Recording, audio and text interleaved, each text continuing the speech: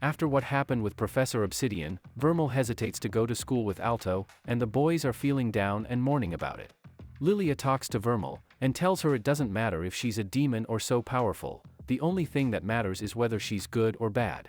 Comforted by Lilia's words, Vermil decides to go to school alongside Alto, and this is where the fun begins.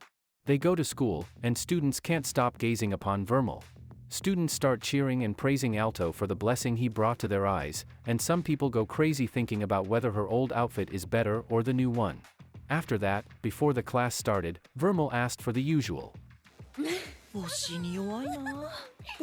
The student council executive barges into the classroom and takes Alto and Vermil to the council room. At first, they were asked about Professor Obsidian, and everything seemed normal, but suddenly, the conversation turned into an interrogation.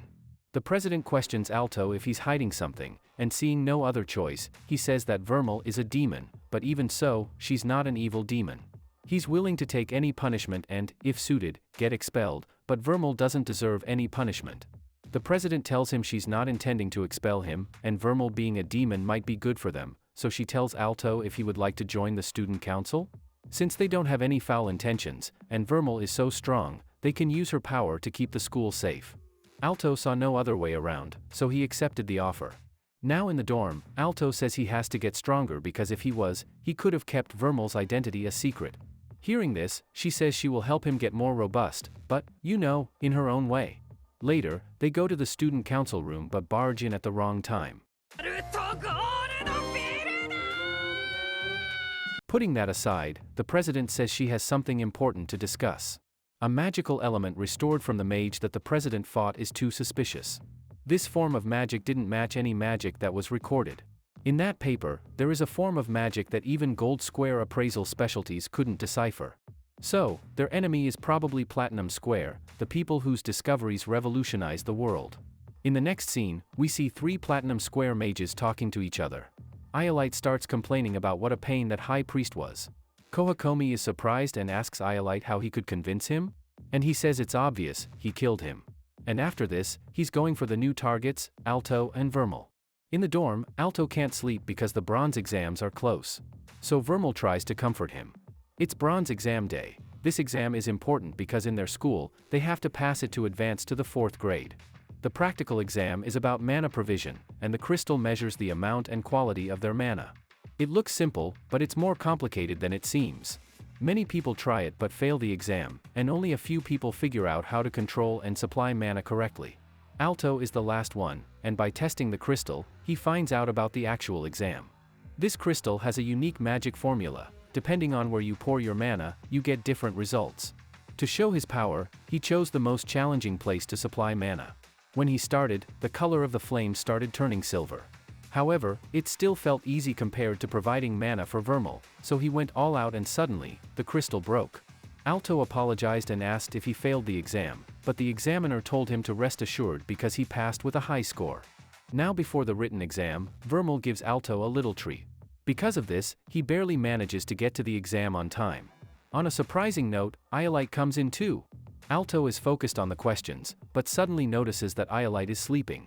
He ignores him and continues to answer the questions until Iolite wakes up just before the end of the exam and answers all the questions in the blink of an eye. Shortly after, the examiners discover something important. One of the students is dead in the restroom. His cover is blown up, so Iolite summons his stone rook. Lieutenant Mackenzie tries to stop him, but he's no match for him. Colonel Phalanx recognized Iolite and said he's the youngest ever to reach Platinum Square, and the prodigy who outclasses every mage. After the introduction, the battle begins.